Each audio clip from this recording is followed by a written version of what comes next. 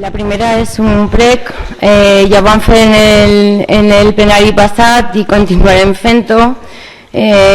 Tots sabem que l'Ajuntament té mitjans tant que serveixen com a eina per als treballadors i per a l'equip de govern i per als regidors, com eines d'informació per a la ciutadania que continuen estant sense actualitzar. Si bé és cert que som sabedors que la signatura digital, el portal de transparència, etc., està duent molta feina, aclarirem que això no ve d'ara. La desactualització de les eines que prèviament hi havia no és d'ara, no és per la sobrefeina que hi ha, perquè ve de més temps endarrere. I per cert, en relació per exemple a una d'aquestes eines, com és la pàgina web, l'Ajuntament continua signant convenis que ens semblen molt bé amb institucions com l'Escola Valenciana, l'Acadèmia Valenciana de la Llengua, per tal de promoure i garantir l'ús de la nostra llengua, el valencià. I quina casualitat que entrem en la pàgina web, en la pestanya de valencià, i les descripcions dels càrrecs de l'equip de govern estan en castellà.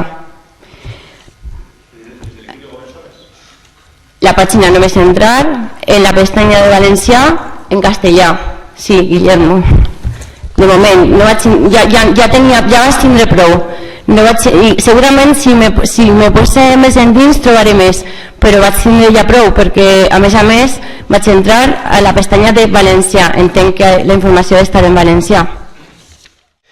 Y bueno, el tema de las redes sociales, etc., no sé cuántos, lo de las actualizaciones que hablábamos de, entiendo que es OneDrive, web, YouTube. YouTube está al 100%, es cierto que creo que hay una comisión que tiene algo de demora en subirlas, solamente es una, subir las actas. La web no es nada nuevo, que lo que os voy a contar, ya sabéis que decidimos no traducirle al valenciano al 100% porque tenemos predisposición de hacer una web nueva que ya la podemos ver porque están trabajando. Los departamentos ya nos han dicho lo que necesitan, están en ellos. No vamos a hacer una doble faena. El compromiso es que usemos la lengua oficial del País Valencià. Claro que sí. No es nada nuevo y lo hemos dado, yo creo que en infinidad de comisiones.